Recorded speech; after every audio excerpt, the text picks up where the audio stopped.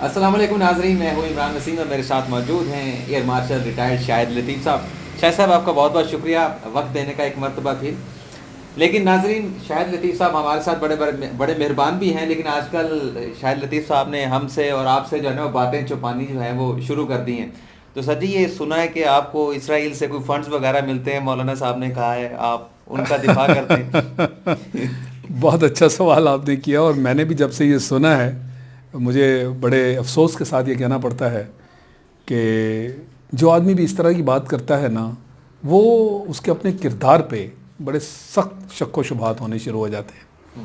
یعنی کس بنا پر آپ اس طرح کی بات کرتے ہیں؟ آپ کا ماضی کون نہیں جانتا؟ آپ کون ہیں؟ ڈیزل کے ساتھ جو تعلقات ہیں وہ سارے جانتے ہیں۔ بلکہ اس دن عمران صاحب نے بھی جو بات کی تو لوگ یہ تنقید کر رہے ہیں کہ ایسے موقع پہ ڈیزل پھر سے نہیں لانا چاہیے تھا بیچ میں، جب انہوں نے کہا یہ پہلی اسمبلی ہے جو ڈیزل کے بغیر چل رہی ہے، تو لوگ تنقید کر رہے ہیں۔ یعنی آپ کا ماضی جو ہے وہ سارا ان چیزوں سے جڑا ہوا ہے۔ پاکستان کے بارے میں جو آپ کے تعلقات اور جو آپ کے ارادے اور جو آپ کے خیالات وہ ساری دنیا جانتی ہے۔ ریاست کے بارے میں آپ کیا بات کرتے رہے، اور آج بھی آپ کے بارے میں ساری دنیا کو معلوم ہے کہ جی جب بھی کہیں کو مشکل پیدا کریں، آپ سے مراد میرا یہ نہیں، میں ان کی بات کر رہا ہوں جن صاحب نے یہ الزام لگایا ہے اسرائیل کے بارے میں۔ تو آپ سے مراد ان کے بارے میں بات کر رہا ہوں، مولانا فضل الرحمان۔ اس میں کوئی کنفیوژن نہیں ہونی چاہیے۔ میں آپ سے یہ بات تو نہیں کر سکتا۔ اچھا، وہ مقصد یہ ہے کہ آج بھی آپ کے بارے میں مشہور ہے ان کے بارے میں کہ جی جب بھی کہیں وہ تکلیف آپ کے لیے پیدا کریں تو بلا لیں اور میز پہ ان کو کوئی پیشکش کر دیں، تکلیف ختم ہو جائے گی۔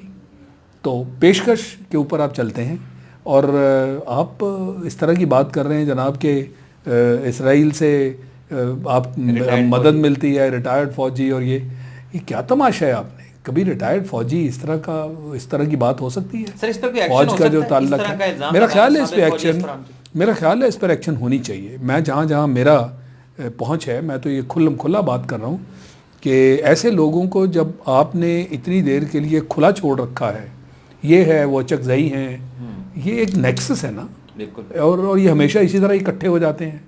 وہ اسفندیار ولی ہیں، اب دیکھیں نا یہ سارے اکٹھے ہو رہے ہیں، اور بلکہ ہو چکے ہیں بالکل۔ اور لوگ کہتے ہیں جی کہ اس وقت یہ جو مارچ والا سلسلہ ہے اس میں نواز شریف صاحب اور ان کی پشت پناہی ہے۔ میں کہتا ہوں اس سے آگے چلیں، یہ صرف وہاں تک کی پشت پناہی نہیں ہے، یہ اکراس دا بارڈر جائیں، یہ باہر کی پشت پناہی ہے۔ نواز شریف جو تھے، یہ جو ڈان لیکس تھی انہوں نے کے زمانے میں ہوئی تھی نا، اور اس سے پہلے میمو گیٹ بھی ہوا تھا۔ 5 سال ان دو بڑی جماعتوں نے حکومتیں کی ہیں اور کوئی خلل اندازی نہیں ہوئی۔ 5 سال دونوں نے پورے کیے۔ تو اب آپ کو کیا مسئلہ پیدا ہو گیا کہ 1.25 سال مشکل سے ہوا، آپ کہہ رہے ہیں جی کہ پہلے کرسی چھوڑو اور پھر ہم سے بات کرو؟ یہ کوئی طریقہ ہے؟ پھر کوئی بات کرنے کا جواز رہ جاتا اگر کرسی جب آپ نے ریزگنیشن کروا لی، ریزائن کا استعفیٰ لے لیا، تو کون سی بات اور کس سے بات؟ یہ کوئی منطق بنتا ہے؟ اس سے ظاہر یہ ہوتا ہے کہ ایک ضد اور انا کا مسئلہ، اور یہ ضد اور انا کب بنتی ہے؟ جب پیچھے سے آپ کو کوئی پش کر رہا ہو۔ تو سر، مولانا فضل الرحمان کو اس قسم کا بیان دینے کی ضرورت کیوں پیش آئی کہ جو سابق فوجی افسران ہیں اسرائیل سے فنڈز لیتے ہیں، وہاں سے ان کے پیسے آتے ہیں؟ ایسی بات مطلب کوئی منطق سمجھ نہیں آتی۔ یہ وہ ایک آپ چلیں وہ تو کہیں کہ ٹھیک ہے آپ سیاست پہ تجزیہ نہ کریں، لیکن ایک عام آدمی کو اختیار ہے سیاست پہ بھی تجزیہ کرنے کا، ملکی حالات کے اوپر بھی، لیکن سمجھ نہیں آتی کہ ایسی بات ان کے ذہن میں آئی کیسے، وجہ کیا تھی؟ یہ وہی سوچ ہے نا جو نواز شریف کی سوچ ہے، یہ وہی سوچ ہے نا۔ وہ بھی تو کہتے ہیں خلائی مخلوق، وہ بھی تو کہتے ہیں سلیکٹڈ وزیر اعظم، وہ نہیں مانے نا آج تک۔ لیکن سر وہ اتنی ورس نہیں ہے، یہ تو بہت ایسا ملک وہ ذرا تعلقات نہیں رکھ سکتے۔ ان کا طریقہ کہنے کا اور ہے، مگر دبے لفظوں میں بات تو وہ بھی یہی کرتے ہیں۔ اور یہ جو صاحب ہیں ان کے ساتھ وہ اچک زئی ہیں، یہ تو عین جب دہشت گردی زوروں پر تھی، یہ بلوچستان میں کھڑے ہو کر بیان دیے تھے انہوں نے کہ جی بلوچستان والوں، ان کو ایڈریس کر رہے تھے، اور بلوچستان میں جو حالات ہیں وہ آپ کو معلوم ہے، بڑی مشکل سے بلوچستان کو ہم واپس لائے ہیں، اور عین ان کے درمیان کھڑے ہو کے جو آگ ہے اس پہ تیل چھڑک رہے ہیں، اور کہہ رہے ہیں کہ اگر تم یہ سوچتے ہو کہ یہ دشمن دہشت گردی کروا رہا ہے، ایسا نہیں ہے، یہ را نہیں ہے، یہ پاکستانی فوج ہے۔ یعنی ننگے الفاظ میں اس طرح کا اس طرح کا بیان دینا، اور پھر یہ بھی بیان انہوں نے دے رکھے ہیں کہ جی اٹک کے اس پار کا علاقہ افغانستان کا ہے، اس کو دے دو. رہتے پاکستان میں آپ، بالکل، اور آپ کی جو ہمدردیاں ہیں وہ بھارت کے ساتھ ہیں، وہ افغانستان کے ساتھ ہیں. چلیں افغانستان ہمارا ہمسایہ ملک ہے، پر آپ کی ہمدردیاں پاکستان کے ساتھ ہونی چاہیے یا کہ سرحد کے اس پار ہونی چاہیے، کوئی بھی ہو. رہتے یہاں ہیں آپ اور ہمدردیاں آپ کو ان سے ہیں. میں نے تو پھر ایک ٹی وی پروگرام میں کہا تھا کہ آپ ان کی قومیت لے لیں اور چلے جائیں. یہاں کیا کر رہے ہیں آپ؟ پھر آپ آتے ہیں اور وہ افغانستان سے لوگوں کے نام لا کے یہاں ان کو آئی ڈی کارڈ بنوا کے دے دیتے ہیں. وہ کون لوگ ہیں ہمیں نہیں معلوم کہ یہ جو لوگ مہاجر بن کے آئے وہاں سے، ان کے نام پر کیا کیا پاکستان کے اندر غلط کام ہوتے رہے. یہ کلیشن آف کلچر، دہشت گردی اور اس طرح کی چیزیں، اور جتنے بھی بڑے بڑے دہشت گردی کے واقعات ہوئے ہیں ان کا ناطہ جو ہے افغانستان میں ملتا ہے یا نہیں؟ وہ جو ان کی این ڈی ایس ہے اور پھر را، ان کا آپس میں تعلق ہے یا نہیں؟ بالکل ہے تعلق. اور یہ جو اچکزئی ہیں ان کو آپ نے افغانستان میں، یہ تو ہر چوتھے دن افغانستان جاتے ہیں اور وہاں سے ہو کے بریفنگ لے کے اور سارا کام کر کے اور جو ان کو پیش کیے جاتی ہیں چیزیں وہ بھی لے کے اور پھر آ کے پاکستان کے خلاف کام شروع کر دیتے ہیں. اور مولانا اور یہ جو ہیں بالکل ایک دوسرے کے ساتھ.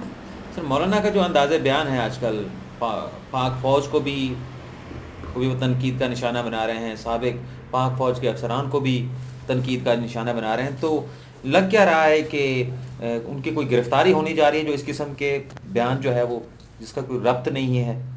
میں سمجھتا ہوں انہیں ڈر ہے.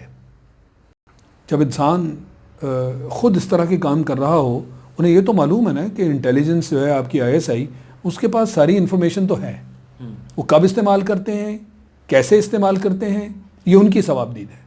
مگر آپ کو ڈر تو ہے نا، جب آپ اس طرح کے کام کر رہے ہوں گے کہ ڈیزل پمپ لے لیں تو معاملہ چھوٹ جائے گا، آپ کو جناب پیشکش کر دی جائے تو جو آپ مشکل پیدا کر رہے ہیں اس سے بھی آپ پیچھے ہٹ جائیں گے.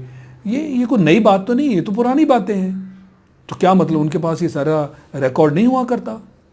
شاید اس بات کا ڈر انہیں آ رہا ہے کہ جی مجھے اگر پکڑا گیا تو میرے بارے میں تو بہت کچھ مل جائے گا. تو سر ریاستی ادارے کے اوپر اس طرح سے مطلب تنقید کرنا، اور میں کہتا ہوں ایک ایسا الفاظ ہے کہ ننگی تنقید کرنا، ان پہ کارروائی ہونی چاہیے. جیسے اب پاک فوج کے باقی افسران جنہوں نے پوری اپنی زندگی ملک کی حفاظت کے لیے، ملک کی سرحدوں کی حفاظت کے لیے گزار دی، پھر انہیں اس ایسے موقع کے اوپر جب وہ ریٹائرڈ ہو چکے ہیں، فوج میں نہیں رہے، پھر اس قسم کے ایلیگیشن دینا، تو اس پر تو پرومپٹ کارروائی ہونی چاہیے. بالکل ہونی چاہیے، میں آپ سے 100% اتفاق کرتا ہوں. مگر ایک بات مت بھولیں کہ پاکستان کی جو فوج ہے نا، اس کے ساتھ ایک ایک بندہ ان کے لیے جان دینے کو بھی تیار ہے. سب لوگ جانتے ہیں کہ پاک فوج کا مقام کیا ہے. سب لوگ جانتے ہیں کہ اگر اس ملک کو استحکام اور سکون کی حالت میں رکھا ہوا ہے تو وہ فوج ہے. یہ دہشت گردی کے خلاف کون لڑا؟ دہشت گردی کو ختم کی ہے کس نے کی ہے؟ فوج نے. آپ کی پچھلی حکومت جو تھی نواز شریف صاحب والی، وہ تو TTP کے ساتھ گلے ملنا چاہتے تھے. وہ کہتے تھے بھائی ان کو منا لو. پتہ نہیں کتنا وقت ہم نے اس میں ضائع کر دیا. پھر جب وہ اتنا بڑا حادثہ ہمارے ساتھ ہو گیا تب ہم نے جا کے، میں APS کی بات کر رہا ہوں جو پشاور میں ہوا، میں سمجھ گیا کتنا اندوہناک واقعہ تھا، بچوں کے ساتھ جو کچھ کیا گیا.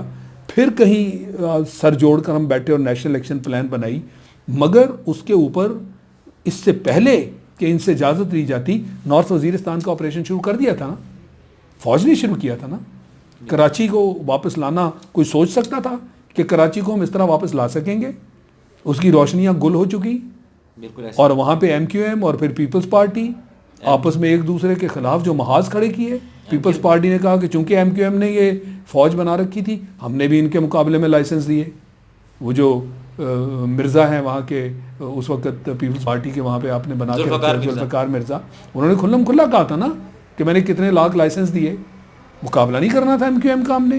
یعنی مقابلہ اس چیز پہ تھا کہ اسلحہ کس کے پاس کتنا ہوگا، کون یہ غنڈہ گردی کتنی کر سکتا ہے، پولیس کس کے ساتھ ہے، پولیس والے کس کا ساتھ دیں گے، وہ ہمارا وہی کام کریں گے جو ہم چاہتے ہیں. اغوا برائے تاوان ہو رہا ہے، لوگ جو ہیں ان کو غائب کیا جا رہا ہے، ہر طرح کی چیزیں، ڈکیتیاں ہو رہی ہیں اور اس سے پیسہ بنایا جا رہا ہے. تو لوگوں کی زندگی تو اجیرن ہو چکی تھی. تو یہ سارے کام فوج نے کیے. اور کرنے کے بعد آج لوگوں کے سامنے اس کے نتائج ہیں. اور بلوچستان کو، کوئٹہ کو، وہ اس علاقے کو واپس لانا، یہ بھی آپ کے وہاں کور کمانڈر تھے جو بعد میں آپ کے نیشنل سیکیورٹی کے انچارج جن کو بنا دیا گیا، یہ بھی ان کا ناصر جنجوعہ صاحب ان کا کام ہے، انہوں نے کھلم کھلا کیا. تو جب فوج اتنے بڑے بڑے کام آپ کے سامنے کر رہی ہے تو آپ کے اکا دکا اس طرح کی آوازیں اٹھانے سے لوگ آپ پہ لان تان کریں گے یا فوج کو برا کہیں گے؟ تو فوج کو اس بات پر پورا بھروسہ ہے کہ فوج اس ملک کے لیے جان دینا جانتی ہے اور جان دیتی ہے. تو